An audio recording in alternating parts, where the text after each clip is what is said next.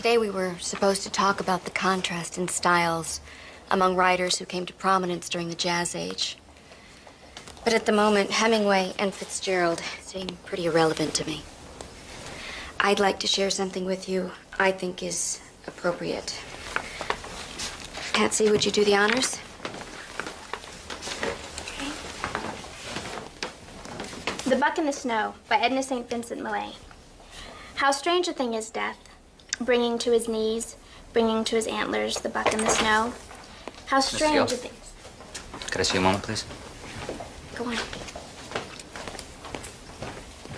How strange a thing, a mile away by now. Right, Miss Gill. Mrs. Gill, yes. I'm Detective Morse, San Diego PD. I just need to talk to you a couple minutes. Well, that when you're through here, I'd like to see my office, please. Have a seat, please. Ma'am, I'm doing some follow-up on the death of Kip Bauschmoyer. I understand you were one of his teachers. Yes. As a matter of fact, I would have had him this period for junior English. You ever been to his house? The night he died? What about before that? You ever visit Kip at home prior to his death? Yes, I have. Was your husband aware of this? Look, maybe you better tell me what this is about. Well, ma'am, there have been allegations made by several of Kip's classmates that you and Kip Bauschmoyer were lovers. A high school is a rumor mill, Detective. That was one of many stories making the rounds. But I can assure you that's all it is, a rumor. Mrs. Gill, the people who are making these allegations are not saying they heard you were having sex with the boy. They're saying they went over to his house a couple of weekends in a row and watched you have sex with him. Look, I've been in trouble before, Mr. Turner. Got a few priors, but this time I swear they got the wrong guy. I get the picture. Can you tell me how the window of Dr. Frank's Mercedes came to be broken? I have no idea. I think I was just the first guy the cops saw when they got to the scene. Story of my life. Wrong place, the wrong time.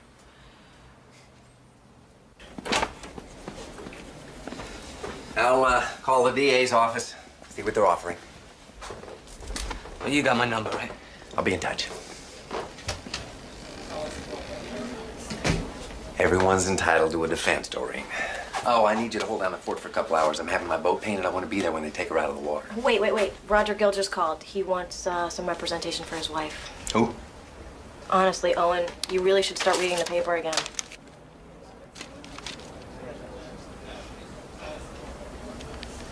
Get my ex-wife on the phone. Paulette and Kip had been lovers for some time, or so the story goes. Rumors started circulating, and eventually the boys, Garrett Evans, Paul Preston, and Stuart Cardale, confronted Kip about it. Kip told them the rumors were true, and when they didn't believe him, they decided to prove it to them by arranging for them to come over and watch him having sex with her. This kid sounds like some victim. Why'd he kill himself? Nobody seems to know. But the night of the funeral, the boys told their parents what they'd seen. The parents called the police. The school fired Mrs. Gill a month later. Our paper broke the story. You say that with some pride, Roberta. Well, it's a big story, Owen. I mean, you know. Attractive young teacher, secret trysts witnessed by the sons of prominent citizens, suicide.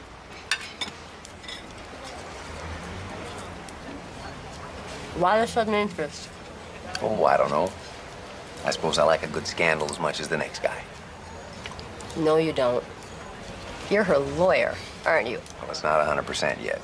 I'm meeting her and her husband tonight. Well, when they're ready to do an interview, I want to be your first call.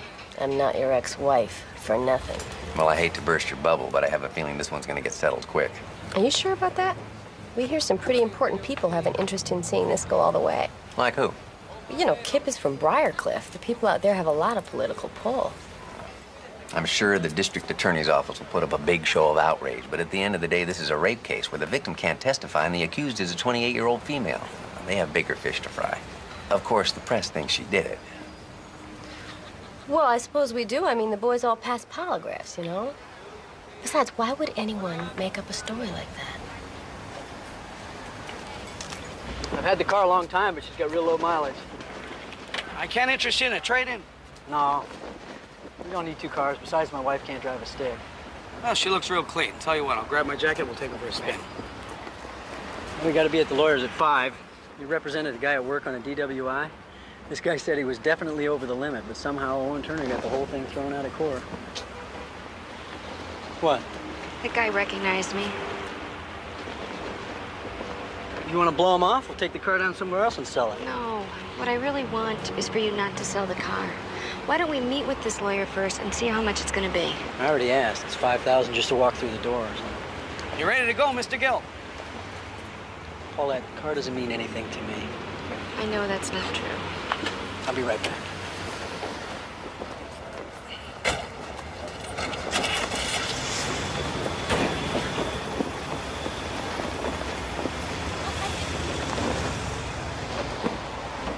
For those of you who have never had class with me before, let me tell you what you can expect. This is junior English.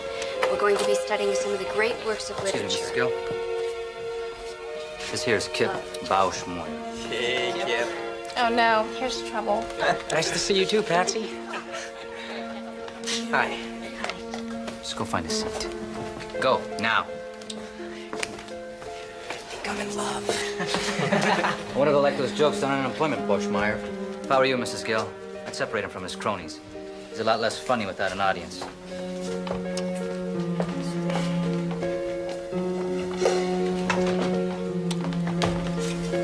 Where are you going? You want me to move, right? I was just explaining my philosophy of teaching, Kip, and part of it is that every kid that walks through that door starts off with an A. That means that at this moment, you're one of my best students.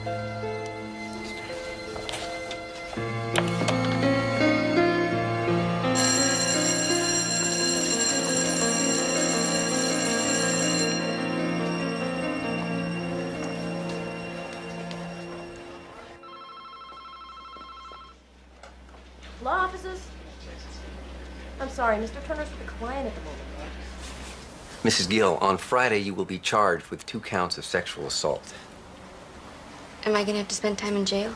You will be out in an hour tops. Now, the good news is their case sounds very weak. I gather they don't have a shred of physical evidence, and obviously the victim can't testify, so. That's just what the other lawyer said going into the school board hearing. Mr. Gill, I understand you were out of town on the nights in question. Is that right? That's right. I have National Guard duty 2 weekends a month. I do have an alibi for one of those nights. I was out to dinner with Patsy Newbeck. Well, who's that, a girlfriend? Another one of my students. I understand you also spent some time with Kip outside of the schoolroom.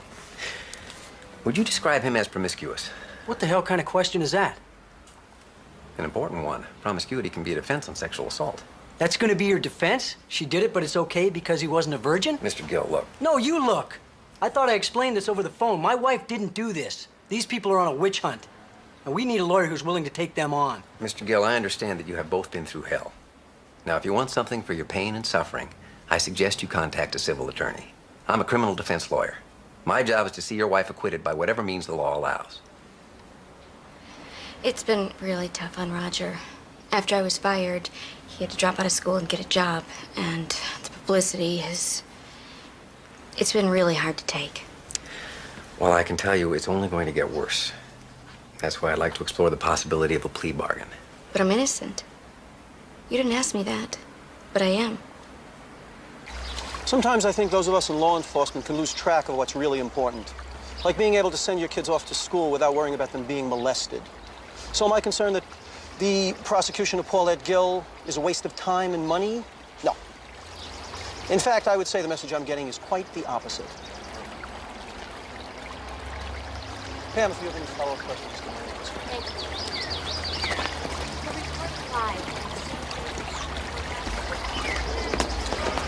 you. Owen, do you know Earl Cleaver? He heads our sex crimes division.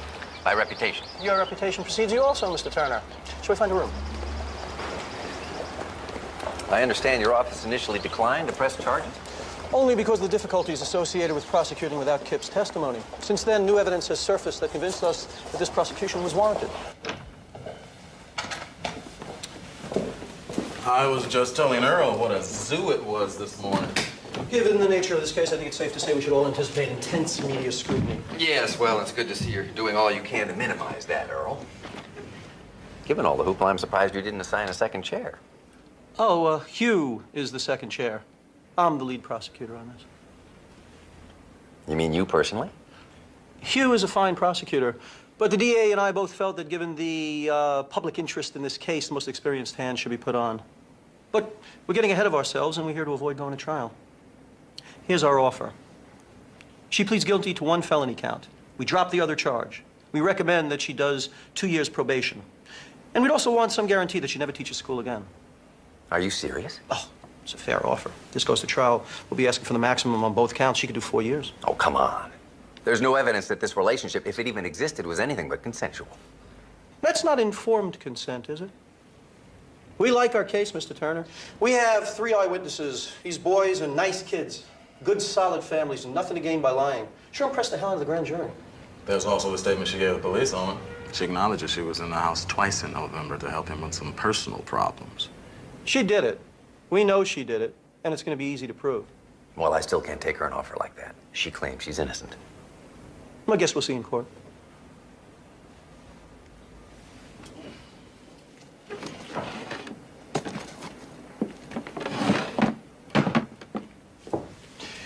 Is he any good? He was outstanding. Hasn't had a lot of trial work, though, lately. Burnt out?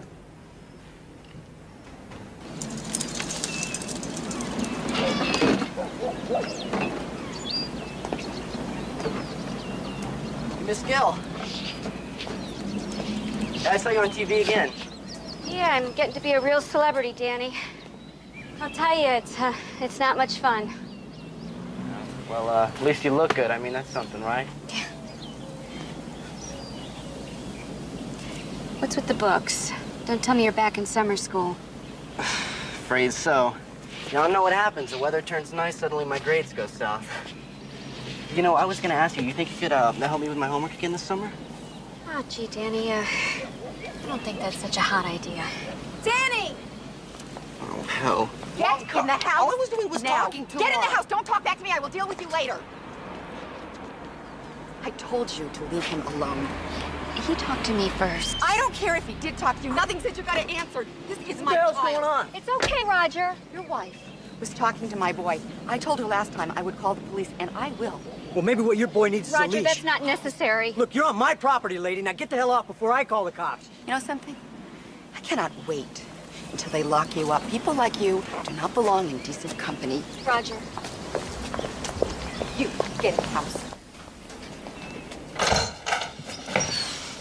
I wish you wouldn't get into it with her, Roger. You know what she's like. Anyway, I'm glad you're home. I'm dying to call Owen.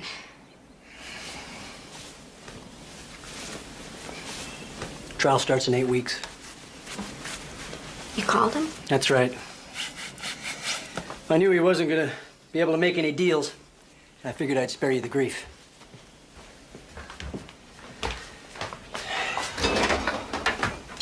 I don't want to be spared, all right? Roger, I'm the one who's going on trial. You sure seem relaxed about it. What is that supposed to mean? Well, you're talking to Danny again. Despite what his mother told you, despite what I told you, you're talking to him again. Well, he initiated it. The law says he can't initiate anything, Paulette. The law says that you're the adult. Whatever happens is your fault. I'm not going to stop being a human being because of what somebody might think. All right, have it your way, Paulette. Just remember those people whose opinions you're so blithely dismissing? That's who's going to be sitting in that jury box.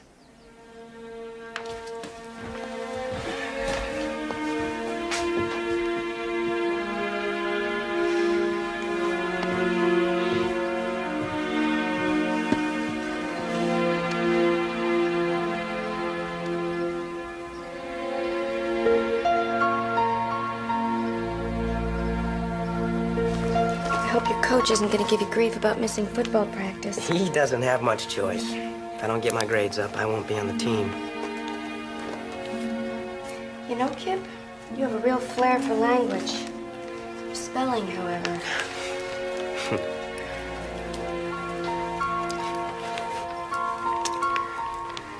I usually getting off of practice about this time. Noticed you're always still here. A lot of kids need extra help this term. Your husband doesn't mind? I mean, if I were married to a woman who looked like you, I'd want you home. Not hanging out with a bunch of jerky teenagers. Roger's in grad school. He spends most of his nights at the library. know, Kip, I encourage you guys to say whatever's on your mind. But I think some things should be off limits. I'm sorry, Mrs. Gill. I meant it as a compliment, really. I'm still your teacher, and I'm a married woman. Don't compliment me too much.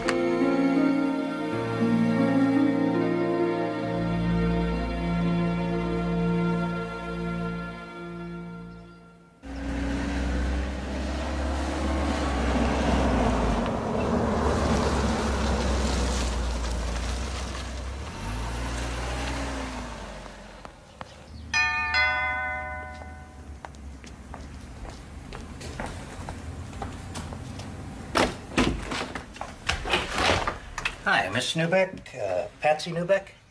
Yeah? My name is Fred Cobb. I'm an investigator working for Paulette Gill. I was wondering if I might ask you a few questions. Mrs. Gill was telling me that you and she had dinner on November 17th last year. We had dinner together lots of nights. There's not one that really sticks out. Sorry. Miss Newbeck, Mrs. Gill also told me that when she was fired, you went to the school principal and told him that these boys had to be lying. You think we could talk a little bit about that? All right. I'll come in for a moment. Thank you. Maria, por favor. Look, it's true that I went to the principal, but just to say that I didn't believe these guys. I never said that I had any first-hand information about what they might or might not have seen. But you did have dinner with her on one of the nights in question? I might have. I just don't remember. I'm sorry, Mr. Cobb. I don't think I'm going to be of much help. What's going on here? Who are you? Fred Cobb. Mr. Newbeck, is it? He's a private investigator for Paulette, Daddy. I think you'd better go. You have no business sneaking around the neighborhood trying to catch people off guard. But I invited him in. Stay out of this. My attorney is Buddy Reston of Reston and Myers. Yeah, write that down. You have any more questions for my daughter, you give him a call. Oh, and thanks for your time, Miss Newbeck.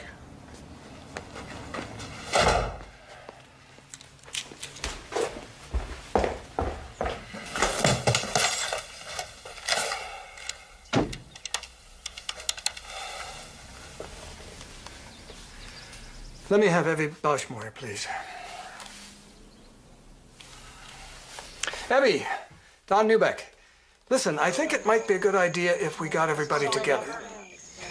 Hey, let's not overreact here. It's not like she wasn't going to put on a defense. So I spoke to Earl Cleaver, let him know what's going on. I also spoke to my own attorney, who tells me that we're under no legal obligation to cooperate. What about witnesses planning on testifying for the prosecution? Makes no difference. Stewie and Garrett are under 18. They can't even be contacted without your consent. But Paul just turned 18, Don. He still has to give his consent, Margie, unless her attorney gets a court order, which Cleaver thought was very unlikely. Would you excuse me for just a moment? Sure. I'm so sorry you all got dragged into this. Evie, you put that thought out of your head. Garrett has told me many times that he has no regrets. And Stewie and Paul feel the same way. Hey, where are you going? Out. Without saying hello to our guests? I'm in a hurry. Suit yourself. But the problem will still be here when you get back.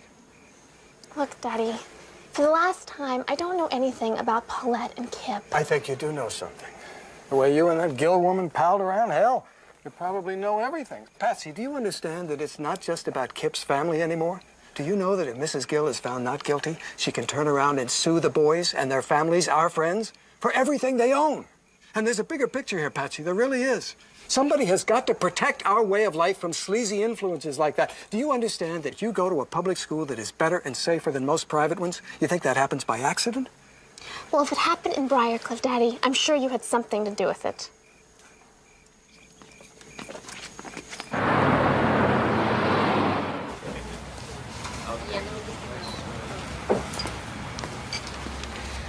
Owen? Hey, Fredo. How'd it go this week? Same as last. Must have talked to about 24 kids, some of the teachers, too. Nobody knows anything. Did you get through the DA's file yet? Almost. And I'll tell you, they're not having the same trouble we are. I've defended murderers who didn't have this many people saying bad things about them. Mrs. Gill frequently wore tight-fitting sweaters to school where you could see her nipples. Mrs. Gill had parties for students in her home where she served margaritas. Mrs. Gill gave Kip BD. Roger Gill told me this thing was shaping up as a real witch hunt. So what now?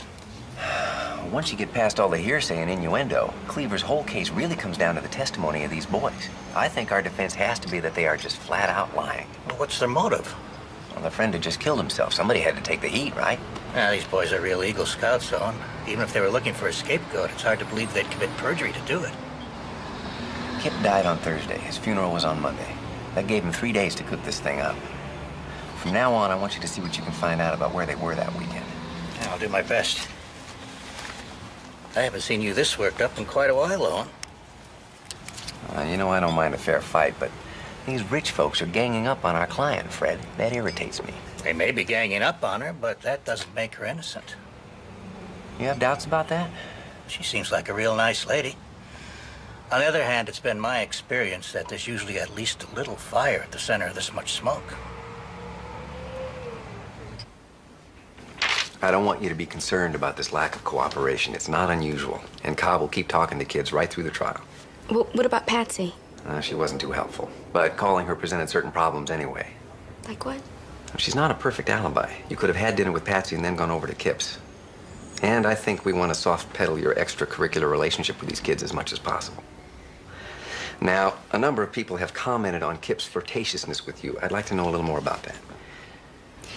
It was strictly a teasing kind of thing. For example, there was one day last term. We hadn't really spent much time together, so you can imagine my surprise when he blurts out, I would kill the guy who would make love to you. "What is that supposed to mean?" That's my new pickup line, Mrs. Gill. What do you think? I think a girl your age would probably prefer a less direct approach. Guess I'll have to keep practicing. Yeah.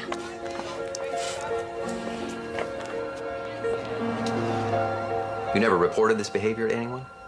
If I reported every boy for every comment he'd made, I would have spent half my time in the detention office. I understand. But subsequently, you went to his home alone in the evening. Now, the prosecution can argue that you were responding to a sexual invitation from him. What nobody has mentioned yet is that there was another side to Kip. When he was alone with me, he was completely different. Serious, sensitive. That was the side I was interested in. I don't think he believed me. It's not his job to believe you.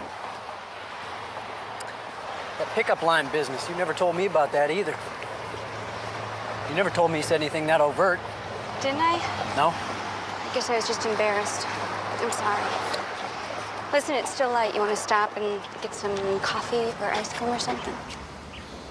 No, Paulette. I just want to get home.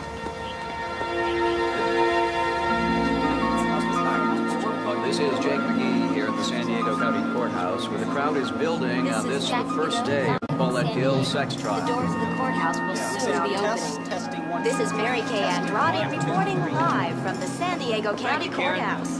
This is Joe Friedman. Okay, here's a sound check. On this, the first day of the sensational Paulette Gill sexual assault trial.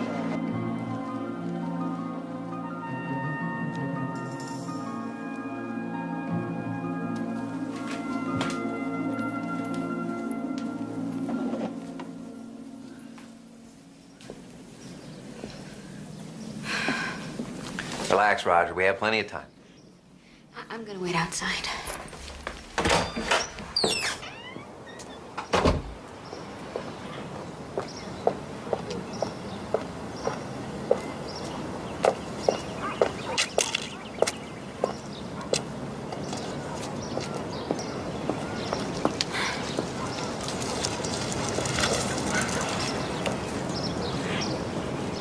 So today's big day, huh? Yeah, we'll be leaving for court soon. Good luck. Thank you.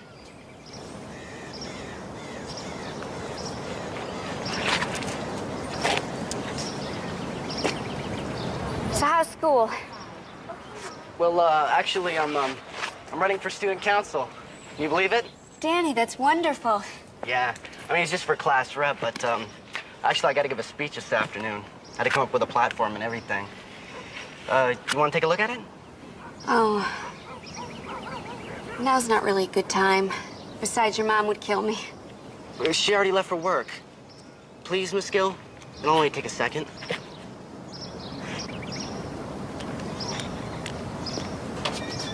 great. That may be too long, though. Oh, I like this. And then if I could do a full thing. Paulette, for crying out loud! It's all right, Rogers. Mom's at work. I'll just be 1 minute. But you know what's great is that you're in with Joe right here. So it lightens everything up and then we can speak. And I'm going to end it here with one also. That's really good. Kids really respond to her, huh? Oh, yeah. My wife loves teaching Owen. She's got a real gift for it.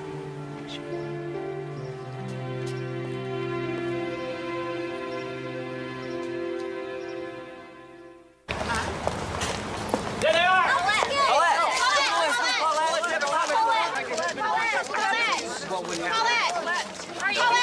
Raise your right hand.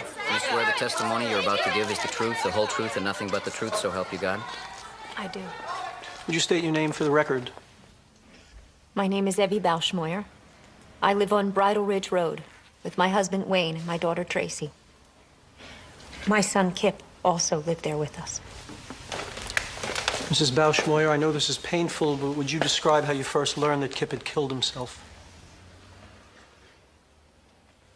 I'd picked my daughter Tracy up from school. I had just finished grocery shopping.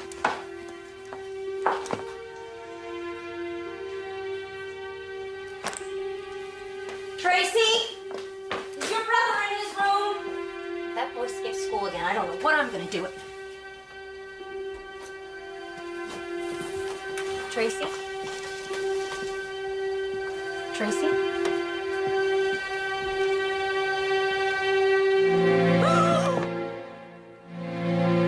Mommy, what's happened to Kip? He's sick, honey. Come with me. Tracy, now! Call a doctor. I called my office. I asked them to notify the authorities.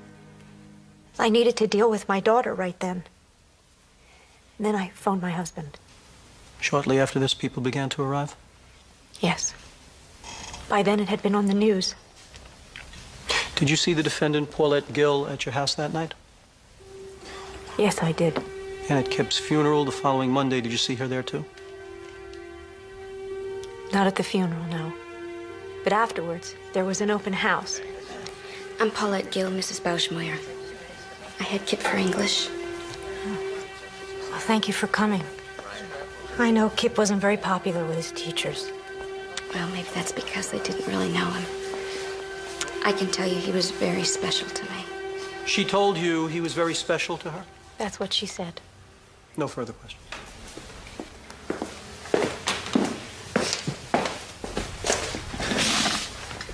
Mrs. Bauschmoyer, isn't it true you blame this woman for the death of your son? I wouldn't say that, no. Naturally, we wonder what influence she may have had. Isn't it also true that when the DA's office initially declined to file charges, you called persistently until that decision was reversed? My son had been molested, Mr. Turner. How do you know? I have the word of people I trust. Plus, my own impressions of her conduct at the open house. I believe you said she came by to pay her respects, told you she taught your son liked him personally, and gave you a hug. That's correct. What is it exactly you find so peculiar about that, ma'am? It was obvious she thought of herself more as a friend than a teacher. So you find it strange that she liked Kip enough to consider him a friend? Objection, argumentative. Sustained. Mrs. Bauschmoyer, there were other teachers at Kip's funeral, weren't there? At the funeral, not at the open house. On the nights of November 17 and 24, do you have any knowledge of Paulette Gill coming to your home? Well, Kip's room was at the other end of the house. We wouldn't have any idea what was going on in there. You had a dog. Wouldn't your dog bark if a stranger came to your home at night? I suppose she would. Did you recall her barking on either of those nights? No.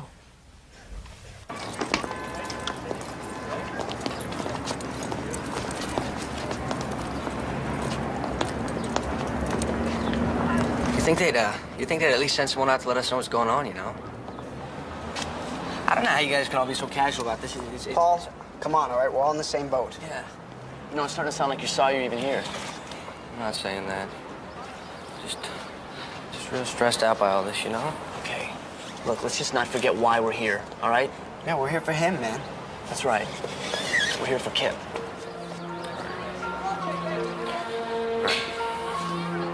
Come on. I don't believe it, not for a second. You saw how she was with me just now. The same way in class, always looking at me. Ask Paul. She's like that with everybody. No, she's Right. not. Look, I knew she was interested in me from the beginning. One night I hit on her, and she's like, oh no, I'm a teacher and I'm married. So I figured I was wrong.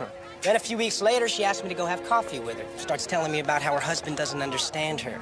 That was a month ago, boys. I've been having her ever since. Come on. Look, I know it's hard to believe, Well, but it's impossible to believe.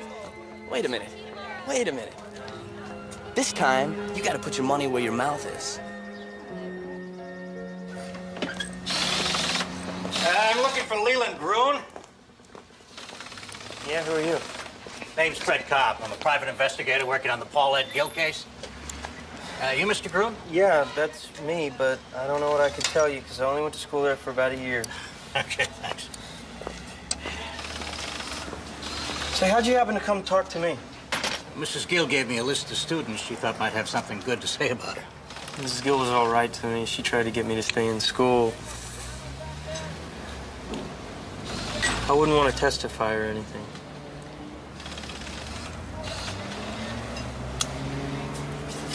Come on. These other guys, Garrett, Paul, and Stewie, were part of the most popular crowd in school, and Kip had been part of that crew too, but there was some kind of falling out. And it was around this time that we all started hearing rumors about him and Mrs. Gill. Then Kip kills himself. And all I know is that the night after Kip died, Garrett, Paul, and Stewie and a bunch of other kids went out to the ice house to... The ice house. What's that? It's a factory out near Miramar, and kids from school used to go out there and party, and I heard that's where they decided to make this up. I talked to a lot of kids this summer. Why haven't I heard about this before? Oh, I know I wasn't in any rush to come forward. Personally, I don't care what people think, but my parents had just joined a country club. No, wait a minute. Are you saying you felt that you were discouraged from coming forward? You guys really are in the dark about this, aren't you? Kip's family and the families of the other three, they've had their own investigation going on since last year. And in Briarcliff, the word's out. You're either with them or against them. I honestly don't see any grounds for delay, Mr. Turner.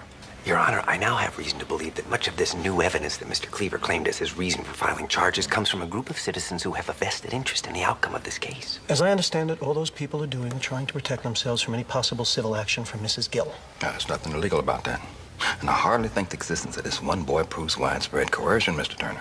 Your Honor, this one boy's statement alone raises questions about the credibility of the rest of the boys who are going to be testifying here. What possible reason could I have for filing charges if I had any questions about their credibility? Well, it got every Bauschmeyer off your back, didn't it, Earl? The way I figure it, this trial's a win-win proposition for you. My job is simple. I look at the evidence and I look at the statute. If I get a match, I prosecute. Your request for continuance is denied. The only thing that's relevant here is where the defendant was on the nights of November 17th and 24th, and that's what we're going to find out right now. Proceed with your witness. Mr. Preston, what was your reaction when Kip Bauschmeyer first told you of his relationship with Mrs. Gill? It just didn't seem possible. I mean, I'd seen the way they were in class, and I knew she liked him, but I still thought, she's a teacher, no way. And how did Kip respond to your disbelief, Mr. Preston? He said, I guess I'm just gonna have to prove it to you then. Let's talk about the weekend of November 17th. You and Garrett had been over there during the day? Yes, sir. Kip told us that she was coming over that night and asked if we would go help set up his room so that we could see. And what were some of these preparations? His window was kind of high up, so we had to stack some paving stones to stand on. And he had these curtains that we had to rig so that we could see better. And what happened after you finished setting up his room, Paul? We went home. And then later I picked Garrett up and we drove back over to Kip's.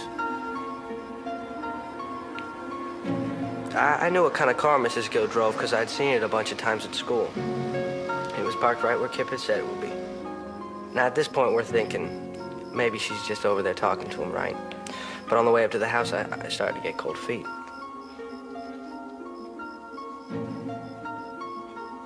I said I didn't want to go, so Garrett went first.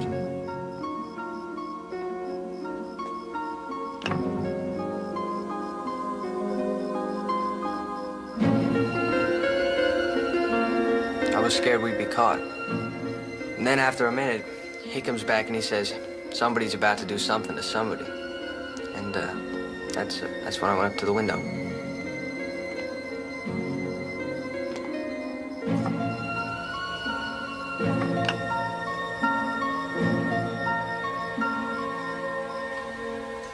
When you first looked through the window, what did you observe, Paul? Exactly.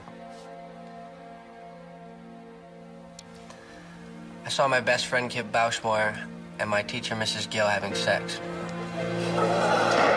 Order! Order!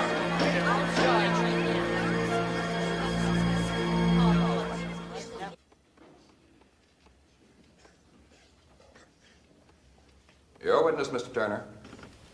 Mr. Preston, yesterday you described preparations you made in order to better see Kip and the defendant having sex. For example, you stacked up some stepping stones. Do you recall why you did that? It made it easier to see. Your Honor, may I? Would you step over here, please?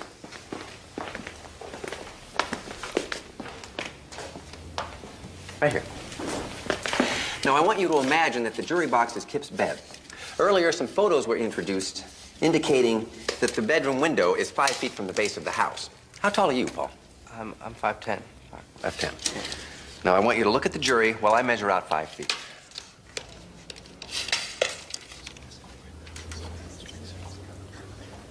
Yeah, Garrett's shorter, I think. Actually, he's an inch taller, but okay. I'll measure out 2 more inches.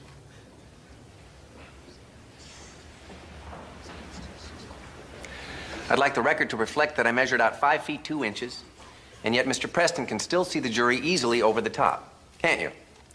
Yes, sir. Thank you. You can sit back down.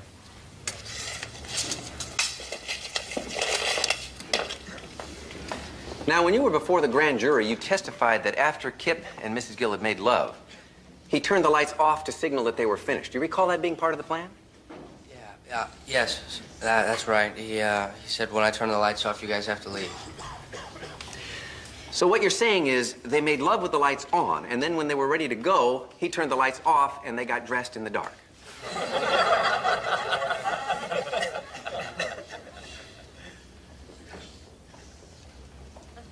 Yeah, well, maybe a lot of the stuff we did wasn't necessary, but it's not like any of us had any experience with this kind of thing. That'd be one explanation.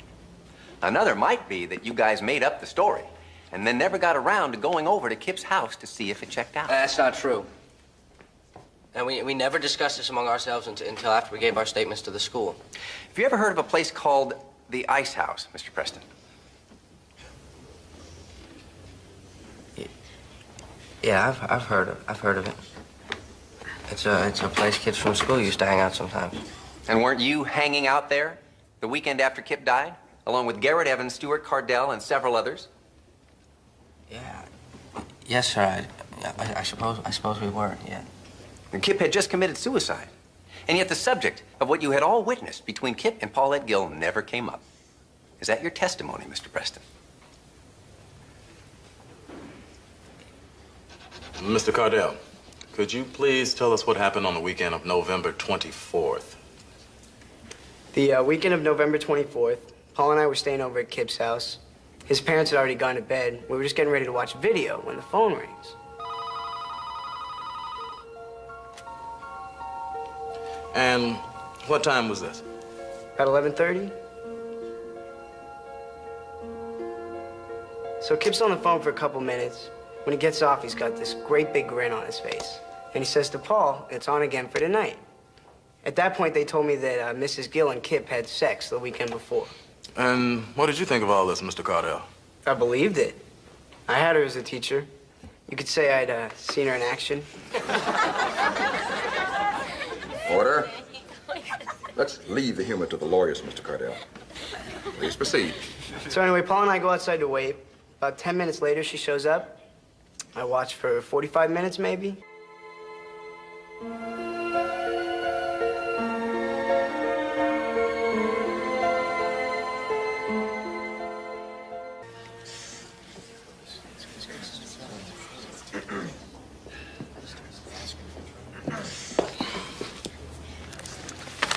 Now, how was Mrs. Gill as a teacher? She was okay. She actually went out of her way to give you a lot of extra help, didn't she? Yeah. Did she ever make any sexual overtures to you? No. So when you say that her actions contributed to your conclusion that Kip and Paul were telling the truth, what are you talking about? It was just a feeling I got.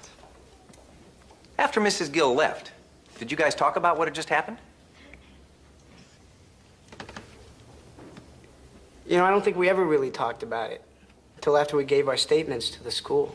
You mean even at Kip's funeral? And when you were all together the night he died, you didn't talk about it? I don't believe so. What about when you were all out at the ice house, Mr. Cardell? No. But you were out at the ice house together, weren't you? He's killing us with this ice house business. Yeah, we were there. No further questions.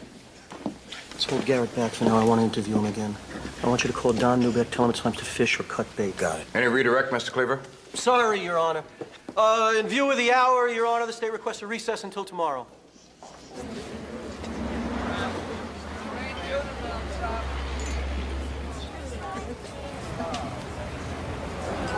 You were great today. Now, that's not just my opinion. The whole press corps is talking about how you're kicking their butts. Well, it's early yet, but thanks, Bobby. So why the long face? I guess I'm still bugged by the way Cleaver stood by while the town held its inquisition. Oh, don't be such a Boy Scout. The people in Briarcliff want justice, and if they're in a position to pull some strings, I say more power to them. That's just how the system operates. Yeah, well, may I remind you, you and I are part of the system. Yeah, and I've seen you work that system plenty to put some really awful people back on the street. Yeah. Who always says winning is all that matters? The first day I went to pick them up for court, the boy across the street came over to ask Paulette's help for a project at school. I mean, here she was about to enter the arena, yet she was willing to take the time to help some kid with his homework. That's when I knew. This woman cares too much about teaching to get involved in anything like this. I think you're being a little naive about her. I mean, even nice people can rationalize almost anything in the name of passion. Look at us.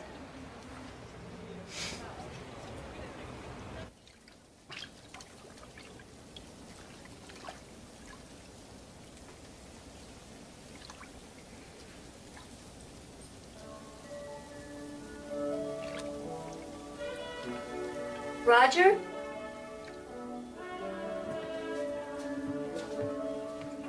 Roger?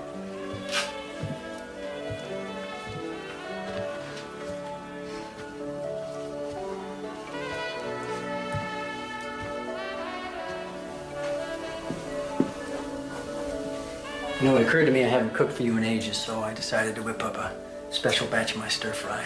Come here. This is really sweet of you. You like it? Sit. Thank you. Let's go in. Would you like some champagne, my dear, huh? Champagne, too? It's either that or Diet cranberry juice. Decided to live dangerously.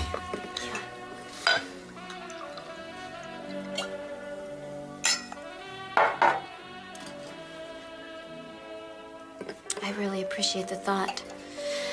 But I don't think I could get down a bite of food. Well, maybe what you need is to work up a little appetite. Huh? Come here. You look beautiful. Oh, stepping on your feet, am I?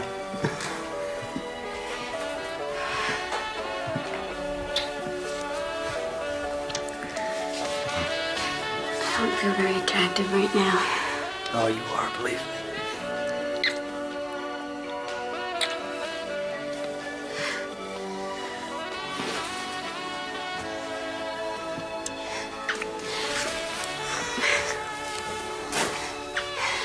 It's okay. I'm really not up for this right now. Roger, please. Please be patient with me.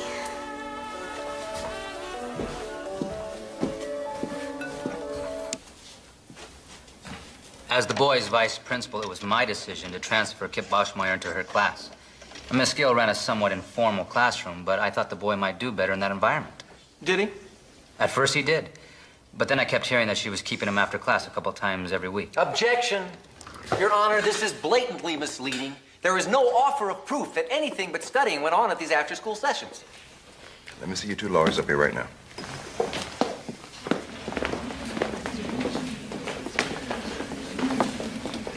Mr. Cleaver, what is your theory of admissibility on this? Given her informal manner and her willingness to meet with him one-on-one, Kip no doubt saw these after-school sessions as an open invitation. To do what? Study? I'm going to sustain the objection. As long as we're here, Your Honor, it's my understanding that the testimony of the next three witnesses goes exclusively to the issue of whether or not Mrs. Gill's attire in school was too provocative. Again, Judge, it's our contention that her relationship with Kip was just part of a whole range of unacceptable conduct. Perhaps. But I'm not going to allow her to be convicted of sexual assault based on what she wore to work. Now, do you have any other questions for this witness? No. Step back.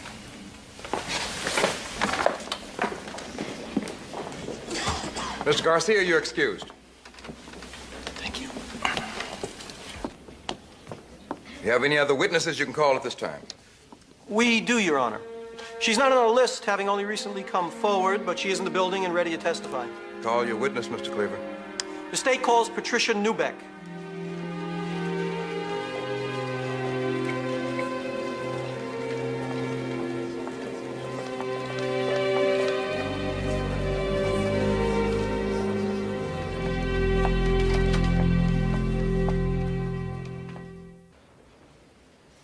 Please proceed. Miss Newbeck, your relationship with the defendant was more than the usual teacher-student relationship, wasn't it? We were also close friends, yeah. How did your friendship come about? At first, it was based on my schoolwork. And then as we discovered we had mutual interests, we started hanging out together outside of school. You mean you would socialize in each other's homes, maybe go out to eat? Yes. I'd like to call your attention to the night of November 17th, 1992. Do you recall where you were between 9 and 11 that night? Paulette and I had dinner at Joy Garden. It's a Chinese restaurant near school. Do you recall the conversation?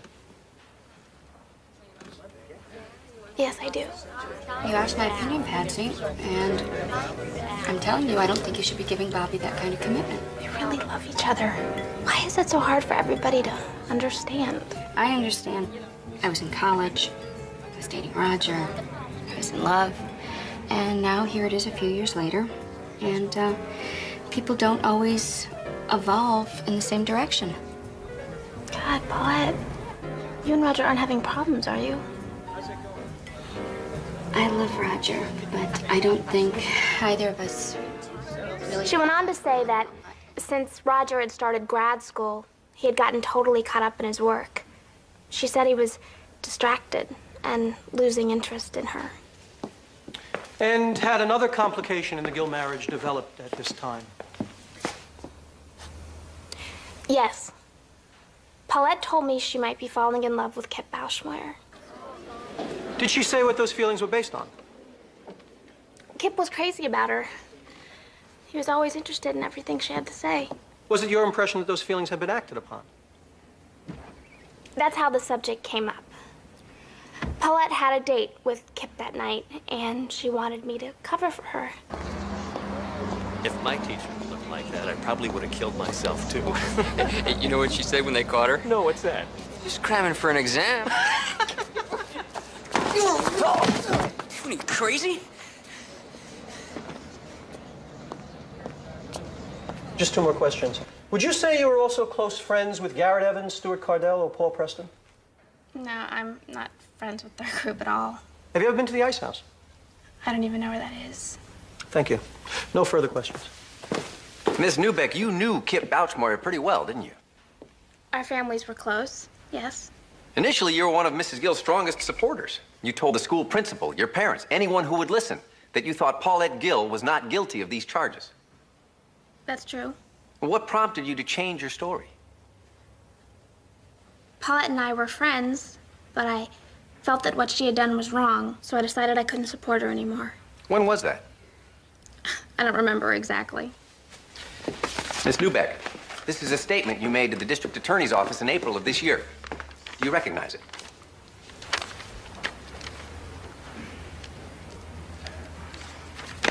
Yes. And you told the district attorney's office you had no relevant information, didn't you? Yes. And when my investigator, Mr. Cobb, spoke to you last July and asked you about having dinner with Mrs. Gill, what did you say? I told him I couldn't remember. Miss Newbeck, let me direct your attention again to your April statement. What did you tell the DA was your reason for accepting the interview? Shall I read it to you, Miss Newbeck? I said the only reason I was there was because my father had been bugging me. And the reason he was bugging you was that he didn't believe you when you told him that you thought Paulette Gill was innocent of these charges. And as it turned out, your father's instinct that you're a liar proved to be correct, didn't it? What's important is that I'm telling the truth now.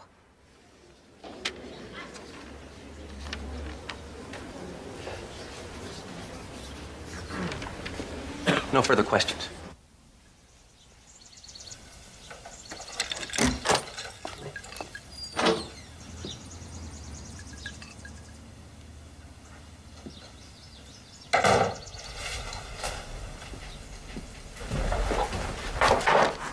The guy you pushed was a lawyer. Owen got him to not press charges. Oh, that's a load off my mind. Owen also thinks it might be a good idea if you stayed away from the courthouse for a while. Owen thinks, huh? What do you think? That depends on whether you think you can control your temper, Roger. There was no loss of control, Paulette. I saw a chance to defend your honor for the first time since this whole business began. And I took it.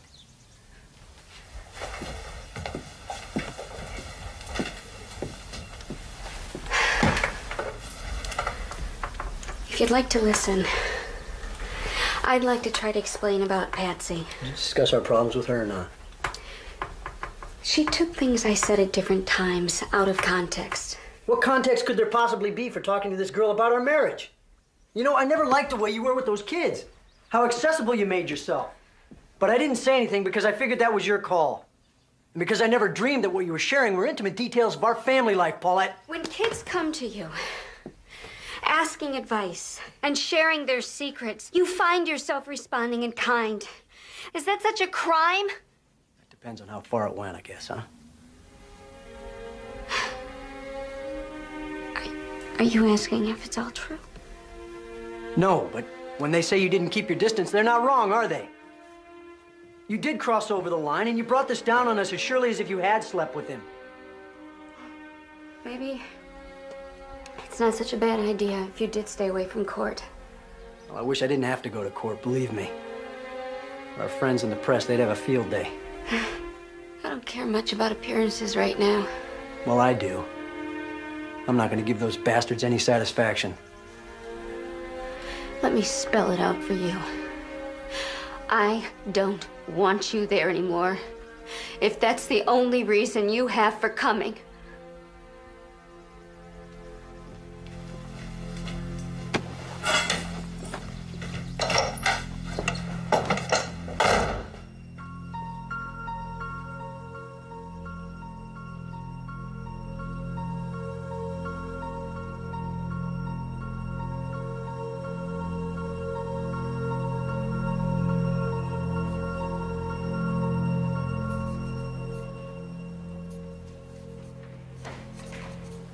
How long did you watch the defendant and Kip having sexual intercourse, Mr. Evans?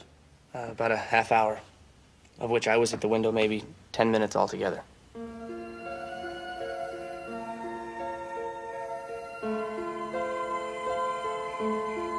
Now, why is it that you decided not to tell anybody about what you'd seen prior to Kip's death? Oh, Kip asked us not to. He was worried about getting Mrs. Gill in trouble. And I think also we felt a little ashamed. Now, this place, the Ice House, you and your friends did go out there. Yes, sir, the night after he died. Did you and Stuart Cardell and Paul Preston conspire to make up this story at the Ice House, Mr. Evans?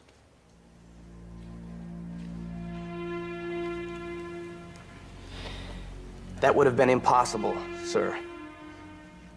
We went to the Ice House on Friday. By then, I'd already told my mother and some other police officers what I knew.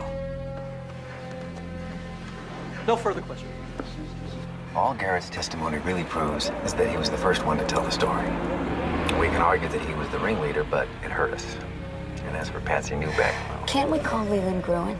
unfortunately, his story about the ice house isn't a first-hand account and wouldn't be admissible. Cobb can't find anyone who will admit that they were actually there. Paulette, this whole thing is going to come down to your testimony. So I want you to really focus on that. When you get up there tomorrow, I want you to tell your story simply and straightforwardly. Do that, and I think the jury will believe you. Will they? You didn't. Maybe I've just defended too many guilty people. But I have to believe that when that jury really looks at you, they'll see what I saw when I finally opened my eyes. An innocent woman falsely accused.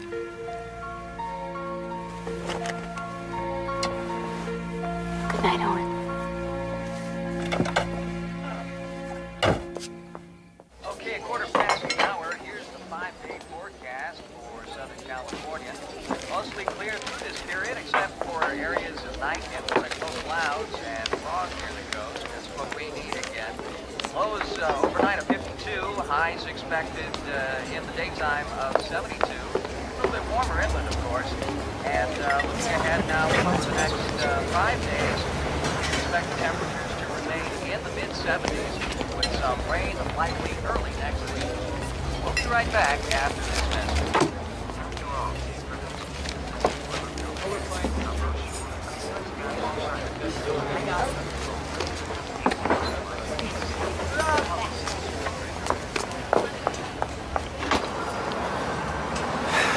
Mr. Gill, we haven't met. I'm Roberta Rosen with the San Diego Ledger. You media people seem pretty chummy with Mrs. Boschmoyer. Ever ask her what she's doing here?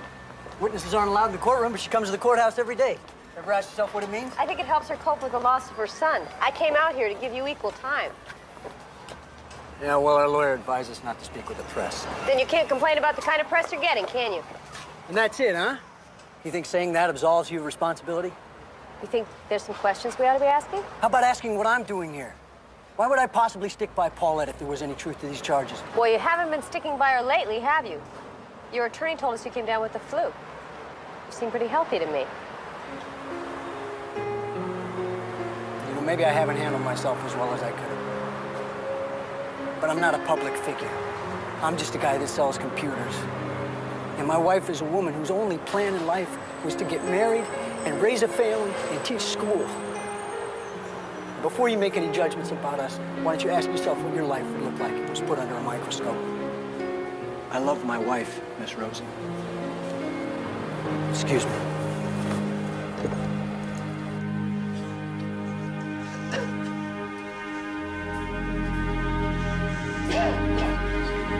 Mr. Turner, are you ready to proceed? The defense calls Paulette Gill.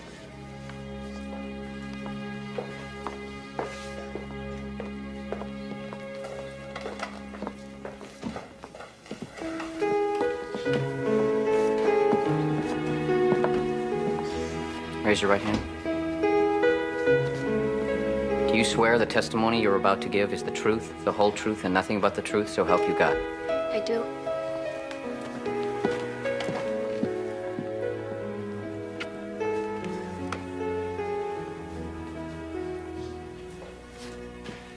Mrs. Gill, why did you decide to become a teacher? I'd always admired my own teachers, and I liked working with kids. And how long had you been at Briarcliff High School when you met Kip Bouchmoyer? About 2 years. We heard testimony that the decision to transfer Kip to your class was based on the idea that you and he would have a rapport. Is that your recollection? Not really. I think it had more to do with the fact that I was the most junior member of the department, and Kip had a reputation of being a troublemaker. Was that reputation well-deserved? Make thick my blood? Stop up the access and passage to remorse. That I think he was misunderstood. Teachers sometimes forget that while you're testing the kids, they're also testing you. Come to my woman's breasts and take my milk for gall. I'm not saying we didn't have our moments, but overall, I think we did end up with a pretty good rapport. We also heard testimony that you spent time with kids outside of school. How do you account for that? All I can say is that I grew up in a very small town where our teachers were our neighbors, people we saw at church. So it just seemed natural to me. And it was just a couple of students like Patsy that I felt particularly close to. And was Kip another one of those students? Not at first, but there came a time when Kip began to seek me out on a more individual basis. Do you recall what brought that on? It was around the time when he was kicked off the football team. It's not fair. They said all I needed to do was get a passing average, not pass every class. Hey, did you hear? Kip's off the team. Yeah, of course I heard. I'm co-captain, aren't I? That's a tough break, man. Just hate letting you guys down while the team's on such a roll. Yeah, well, I wouldn't lose too much sleep over it, Kip. I'm not saying we couldn't use you on the team, man. Just don't act like you're indispensable or something. Why are you always hassling me, man? Because someone's got to let a little air out. Otherwise, you'd float away under that big head of yours.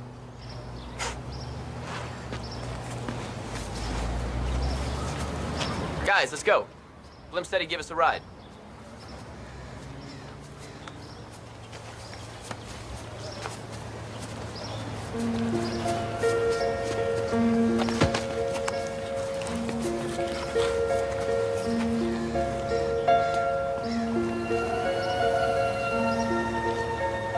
Missed you in class today, Kip. Hey, Miss Gill. I had to go down to the principal's office, get this thing with my grades straightened out. I told him what he needed to do was get some more teachers like Mrs. Gill. If they were all as pretty as her, the whole football team would be on the honor roll.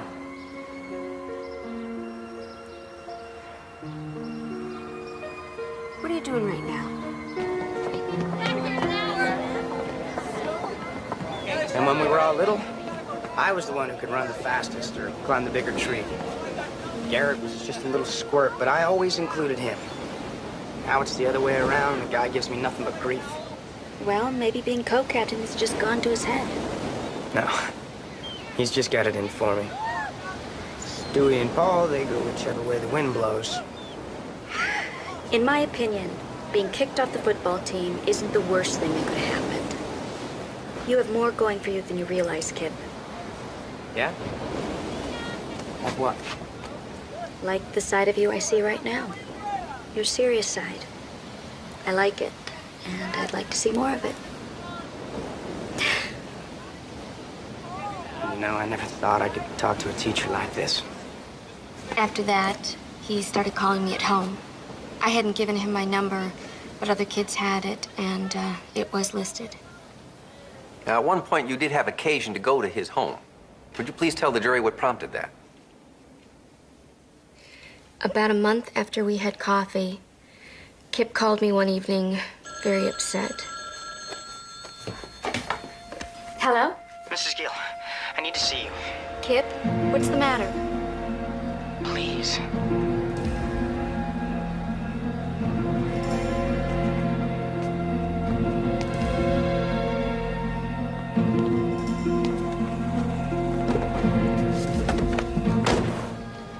So when they thought my grades were going up, they bought me a car, right? You saw it in the driveway. Then I didn't do too well on my midterms. Now they're gonna take the keys. Do you even have your license yet? That's not the point. I mean, it's just something else for them to hold over my head. Meantime, Paul had a big party. Never even called me. Life's a mess. I don't get a car. Might as well go into exile.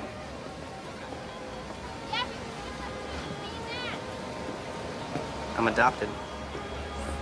Did I ever tell you that? I am. My older brother got all A's in school. Dad always asking me why I couldn't be more like Michael. Of course, Mike's their natural son. See, that makes me what? The unnatural son? I'm sure your father doesn't feel that way. What about your mom? They just don't get it. Not like you do. You're the only person I can really talk to.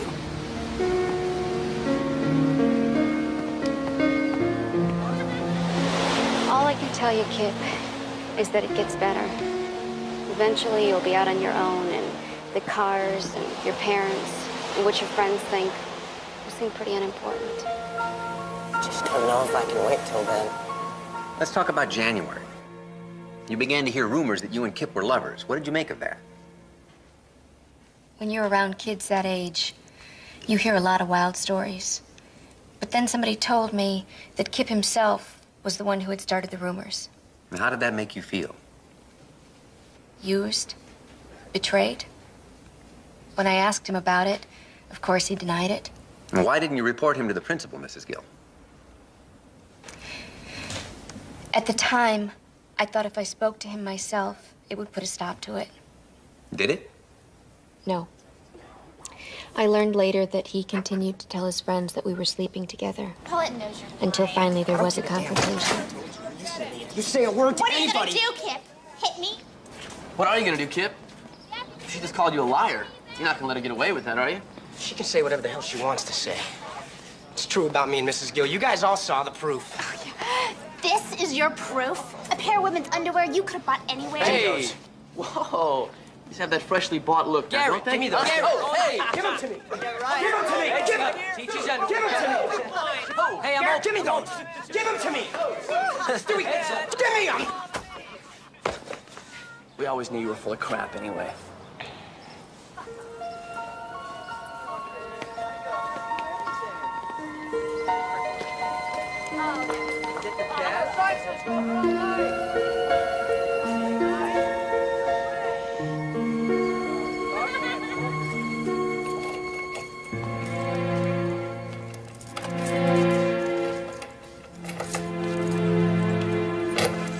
What's the matter? Think you know? Kip, I've had a long day. I don't have time to play guessing games. I'm talking about Patsy. She comes up to me today in front of everybody and accuses me of spreading rumors about us. I can't believe you put her up to that. I didn't put her up to it, Kip. You told me you didn't start the rumor. I accept that. Let's just leave it there. There was more to it, though. Guess you can't blame people for talking. But that's the way it always goes for me.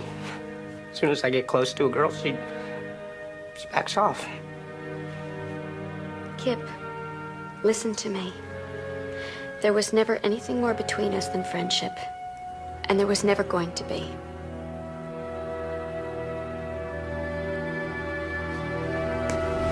That's great, Miss Gill. Are you saying that I'm not even a little bit special to you? That was the last time that I saw Kip. And 3 days later, he killed himself.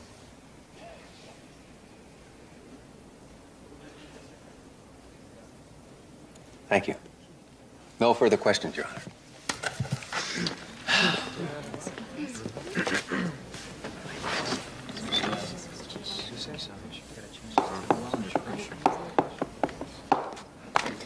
So it's your testimony that you never had sexual relations with Kip Bauschmoyer. Yes, it is. But you do admit to visiting him in his home after hours on 2 occasions. Yes. Oh, it's an interesting coincidence, wouldn't you say? These 3 boys say you went over there twice. You say you went over there twice. Can you account for this similarity in both stories? No, I can't. All I can figure is that maybe Kip told them that I had been over there as part of his proof that we were sleeping together. Do you deny having dinner with Patsy Newbeck on November 17th? Not the way she described it. We had dinner, yes. Oh, I see. So once again, only the sex part is a lie. Your Honor, I think we can all do without Mr. Cleaver's sidebar editorializing. I agree. Watch your tone, Mr. Cleaver. Sorry, Your Honor. Mrs. Gill, about these problems you say you were helping Kip with, you have some training that qualifies you to counsel troubled kids? No special training, no. The school has guidance counselors, don't they? Couldn't you have referred Kip to one of them? Or told his parents that he was having difficulty? Some of his problems had to do with his family, Mr. Cleaver. So no, I didn't think that was appropriate. And when you realized Kip was developing romantic feelings for you, you also declined to tell anyone in authority. Was that because you were afraid of being asked what you'd done to lead him on? Perhaps that was part of it. Because you had led him on? Because women get asked that question a lot. Mrs. Gill, let's talk about the second time you went to visit Kip at his home. I noticed you didn't have much to say about that on direct examination. There wasn't much to tell. It was pretty much the same as the first time. He called me. He sounded upset. I picked him up. We drove around. When he calmed down, I brought him home. Mrs. Gill, your own testimony proves this was a far different encounter. Because by then you knew that this young boy was interested in a lot more than hand-holding, didn't you? Yes, I knew he had a crush on me. And yet you went to see him anyway. You, a married woman, a teacher. This student calls you, and you rush right over there. You drop whatever you're doing. Now, would you do that if you didn't have some feeling for him? He sounded like he was in trouble, Mr. Cleaver. No, Mrs. Gill. I submit you went because you cared for him, too. All right, Mr. Cleaver, I admit it. I cared. It's hard not to care about a kid who wants to be liked so much. And yes, looking back, I think that maybe it wasn't the greatest idea to go over there. But at the time when he called me, begging me, please come, Mrs. Gill, you're the only person in the world I can talk to, I didn't stop to think, Your Honor. Gee, what's everyone gonna think? I just went. Your Honor. I cared. Gill. I thought good teachers were supposed to care. Gill, it's enough now. Mrs. Gill, do you need a moment? I can go.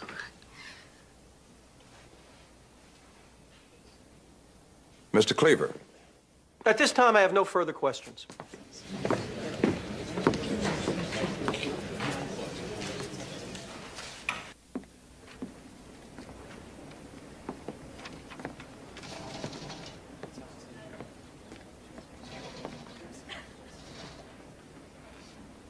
Ladies and gentlemen, during jury selection, I asked each of you what you thought we should expect of our teachers. Each of you indicated that you expected teachers not only to teach, but also to be role models, to provide examples. Measuring from that standard, it's clear that Paulette Gill failed in her responsibility to the students in her care. She claims she drew the line at intimacy. But 3 young men from this town say otherwise. The defense has not produced a single witness who can explain what would motivate 3 boys of outstanding reputation to come in here and lie to you. On the other hand, many witnesses can testify to the fact that time after time, this defendant crossed over the line to what many people would consider unacceptable conduct. She herself admits she met with Kip repeatedly outside of school. Is it possible that this attractive, sexually sophisticated woman did not comprehend the effect this would have on an inexperienced young boy? Let us send a message that in this town, traditional standards of decency are still the measure of behavior, and that those who don't adhere to those standards will be punished. If you apply common sense as well as the law, I am confident that you will conclude that Paulette Gill is guilty of sexual assault. Thank you.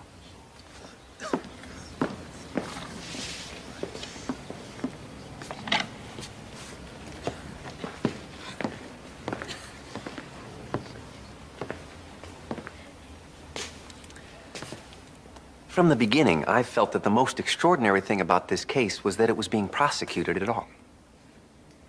She was intimate with him. That's what they say. Maybe Kip and Paulette did have a kind of intimacy, the kind that occurs when one person reaches out to another person and says, "You're not alone." And the state has suggested that this case represents a sign of the times. I agree.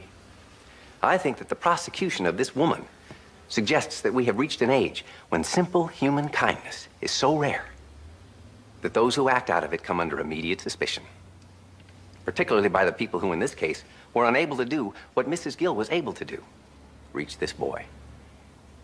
And it is my opinion that they want to blame her for his death because their only alternative is to blame themselves. As to why these young men lied, I can only speculate. Maybe in the wake of Kip's death, they honestly wondered if there wasn't something to his story after all. Maybe they felt guilty. And if the price of easing that guilt was the reputation of this teacher, this outsider, well, so be it. Remember, folks, they could not have foreseen it would come to this. They simply told their parents, who called the police, who informed the school. Somebody tipped the press off, and here we are. deciding the fate of this woman on the basis of this same absurd, childish story. It has come to this because at every step of the way, people who should have known better stood by and did nothing. Well, I submit to you now, and it's high time somebody in this case stood up and did the right thing. And I'm sure that you will. Thank you.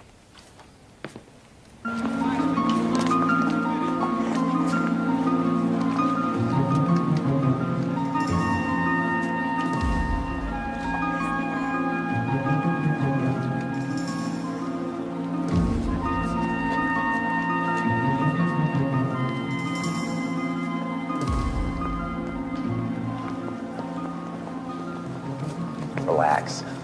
They have 2 weeks of testimony to go over. I'll be very surprised if we hear anything before tomorrow.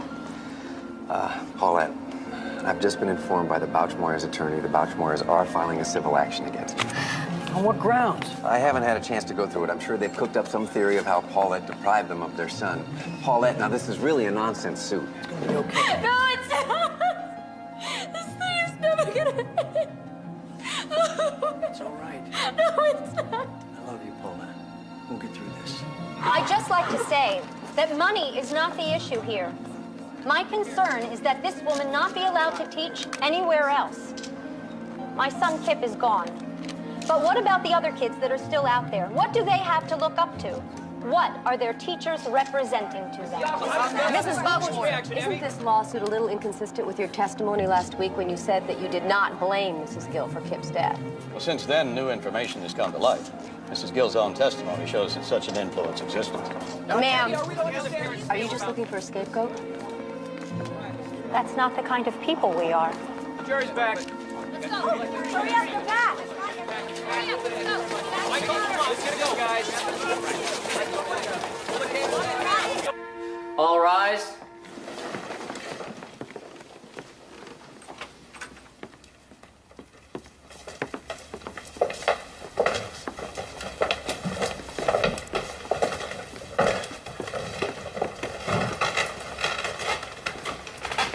Be seated.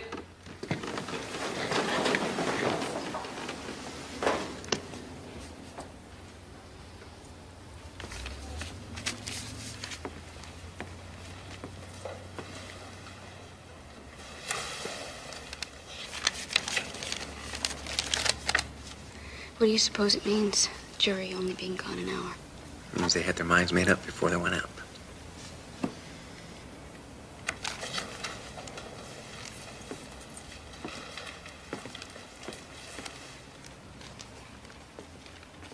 Will the defendant please rise?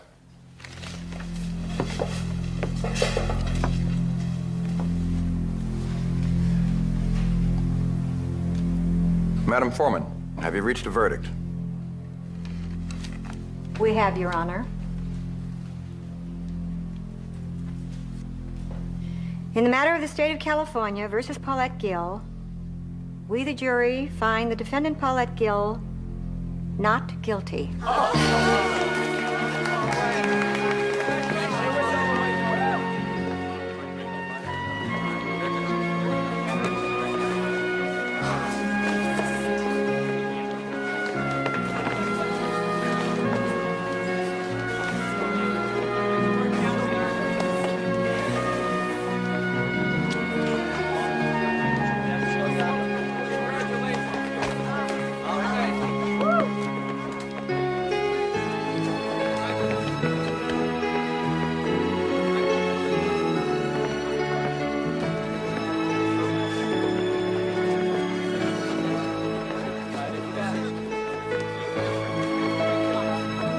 All I can say is the jury has spoken and we accept their decision. Now, you'll have to excuse me.